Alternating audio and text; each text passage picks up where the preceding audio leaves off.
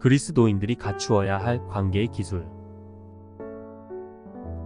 그리스도인으로 세상을 살아간다는 것은 하나님의 살아계심과 사랑을 보여주는 삶이라고 할 수 있습니다.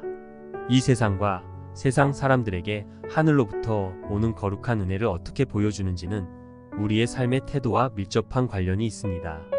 그래서 그리스도인들이 갖추어야 할 삶의 태도, 즉 관계의 7가지 기술을 함께 배우도록 하겠습니다. 이 시간은 6번째 시간으로 다툼이라는 주제로 함께 말씀을 나누도록 하겠습니다. 히랍 신화에 나오는 이야기입니다. 어느 날 헤라클레스가 길을 걷다가 길 위를 굴러다니는 이상한 물체의 발등을 찍혔습니다. 화가 난 헤라클레스는 그것을 부셔버리려고 발을 높이 들어 힘껏 밟았습니다. 그런데 부서지기는커녕 몇 배로 더 커지는 것이 아닙니까?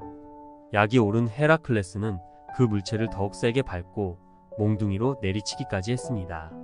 하지만 그럴수록 그 물체는 점점 커질 뿐이었습니다. 부수려고 하면 할수록 더욱 커지는 악순환이 되풀이되어 마침내 그 물체는 헤라클레스가 가려던 길까지 꽉 막아버렸습니다. 그는 크게 커진 물체에 압도되어 놀라서 땅바닥에 주저앉아 버렸습니다. 우두커니 앉아 이러지도 저러지도 못하고 있는 헤라클레스 앞에 아테네가 나타납니다. 그리고 이렇게 말합니다. 이것은 다툼이라는 녀석이다. 도발하지 않는 한 그것은 처음 모양으로 있지만 그것과 싸우면 싸우려 할수록 한없이 불어나게 되는 것이다. 성경 잠언 20장 3절에 이런 말씀이 있습니다. 다툼을 멀리하는 것이 사람에게 영광이거늘 미련한 자마다 다툼을 일으키느니라. 우리는 영광이라 하면 보통 하나님의 영광을 떠올리는데 성경은 사람에게도 영광이 있다고 말씀합니다. 그 영광은 다툼을 멀리하는 사람에게 돌아가는 영광이라는 말씀입니다. 또한 미련한 자가 있다고 말씀하시는데 다툼을 일으키는 자가 바로 미련한 자라고 말씀합니다. 다툼을 좋아하는 사람은 없습니다. 그럼에도 사람들은 자꾸만 다툽니다. 심지어 어떤 사람들은 일상을 다툼으로 살아가기도 합니다. 그들은 왜 그렇게 살아가는 것일까요? 다투는 데는 여러 가지 이유가 있겠지만 가장 큰 이유 2가지가 있습니다. 첫째는 혈기 때문입니다. 엄청난 이해관계가 얽혀 있지 않은데도 죽기 살기로 덤벼드는 사람들이 있습니다. 그들은 사안이 중대해서가 아니라 스스로 자신을 통제하지 못하기 때문에 별것 아닌 일에도 목에 핏대를 세우는 것입니다. 사실 누구나 속에서 울컥하고 치밀어 오르는 혈기를 경험합니다. 그러나 대다수의 사람들은 그것을 절제하며 살아갑니다. 절제가 반복되다 보면 무엇인가 심각하게 욱하고 치밀어 올라도 그것을 억누를 수 있는 저항력이 길러집니다. 하지만 절제 없이 치밀어 오르는 대로 발산하며 살아온 사람에게는 혈기를 억제할 수 있는 통제력이 아주 많이 부족한 것입니다. 그래서 별것 아닌 일에도 화를 주체하지 못하게 됩니다. 고함을 지르고 버럭버럭 호통을 치고 욕을 하고 인상을 쓰며 쉽게 흥분해 버립니다. 혈기란 자신이 원하지 않는 상황에 대해 일어나는 분노와 거절의 정동을 절제 없이 표출하는 것입니다. 그런데 더욱 무서운 것은 혈기의 습관화입니다. 한 번, 2번 반복하여 절제 없이 혈기를 쏟아내다 보면 그것이 자연스러운 성향이 되어 버립니다.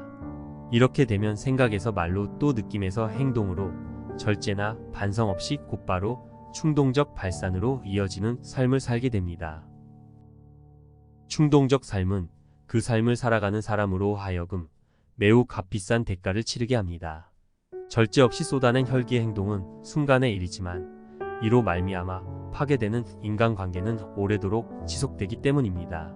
심지어 깨어진 인간관계는 일평생 우리를 괴롭히며 부메랑이 되어 우리의 삶을 압박하는 버거운 무게로 다가오게 되기도 하는 것이지요. 만나면 반가운 사람이 있는가 하면 마주칠까 무서운 사람이 있습니다. 조금만 마음에 안 들어도 얼굴 표정에 다 드러나고 혈기를 참지 못해서 가는 곳마다 시비가 붙는 사람이라면 누가 만나기를 좋아하겠습니까? 사람이라면 누구나 부드럽고 잘 웃고 관대하고 따뜻한 사람에게 끌립니다. 이것은 편애가 아니라 인간이 공통적으로 가지는 성향인 것입니다. 그런 사람이 진정 예수님을 닮은 사람인 것입니다. 사람의 성향을 살펴보면 일 중심의 성향이 있고 사람 중심의 성향을 가진 사람으로 구분할 수 있습니다. 일 중심 성향을 가진 사람들은 자신의 일에 열정이 있고 목표의식이 분명합니다. 그런데 그 일을 해나가는 데 있어 발생하는 어려움이 특정한 사람들과 관계가 있을 때 매우 곤란해하기가 쉽습니다. 일에 대한 열정과 집착으로 사람들과의 관계를 파괴하는 행동을 할 수 있습니다. 그들은 자신의 일이 방해받게 되면 욱하고 치밀어 오르는 혈기를 일의 성취를 위한 정당한 분노로 합리화하기 쉽습니다. 그리고 자신의 일에 도움이 되지 않는 사람들을 무능하고 가치 없는 사람으로 판단하기도 합니다. 업무의 견지에서만 사람을 바라보기 때문입니다. 어떻게든 자신의 일을 완수하려는 열정은 나쁜 것이 아니지만 인간관계의 견지에서 보면 그는 사람에 대한 배려와 예의가 없는 것입니다.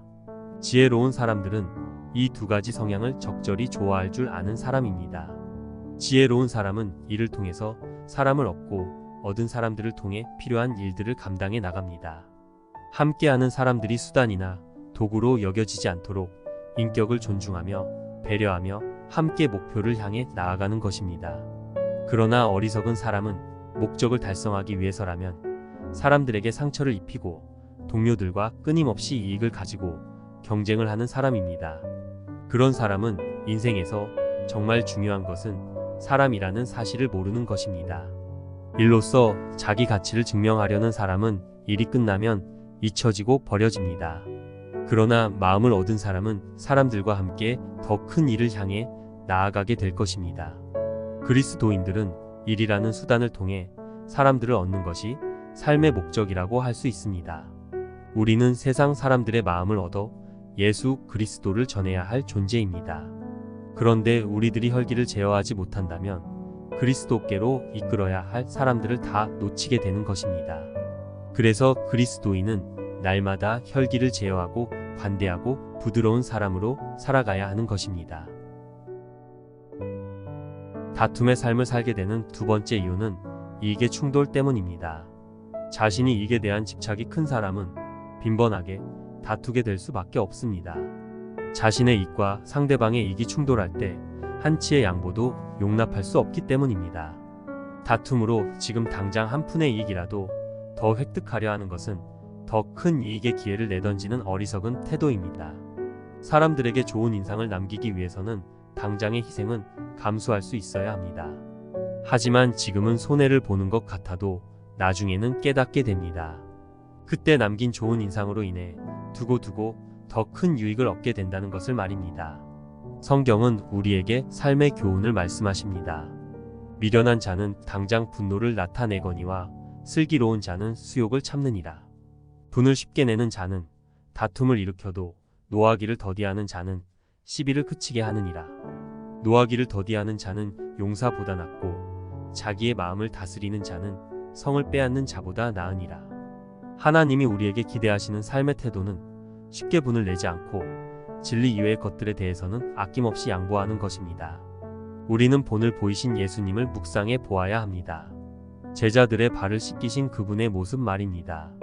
죽고 사는 일이 아닌 작은 일에는 충분히 양보하고 희생할 수 있어야 합니다. 그렇게 해야 혹시 우리가 양보하지 않는 것이 정말 양보할 수 없는 가치라고 사람들이 느끼지 않겠습니까? 살다 보면 까다로운 사람도 만나고 이해하기 힘든 사람도 만납니다. 내 맘에 들지 않고 내가 이해되지 않는다고 해서 다투는 방식으로 문제를 풀 수만은 없습니다. 우리는 그리스도의 마음으로 용납하고 평안이 깨어지지 않도록 최선의 노력을 다해야 합니다. 왜냐하면 저와 당신도 하나님께 그렇게 까다롭고 이해하기 힘든 사람이었기 때문입니다. 그러나 하나님은 다듬어지지 않은 우리를 용납해 주셨습니다. 너그럽게 받아주셨던 것입니다. 다투지 않으면 한 영혼을 얻을 수 있습니다. 하나님 앞에 천하보다 귀한 한 영혼을 얻는 일이라면 우리는 참을 수 있는 것입니다.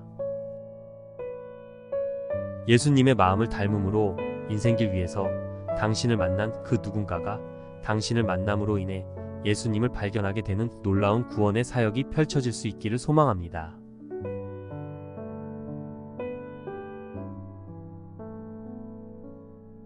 구독과 알림을 켜두셔서 저와 함께 계속해서 은혜의 말씀을 나누시면 좋겠습니다. 우리의 힘이 되신 주님을 찬양합니다.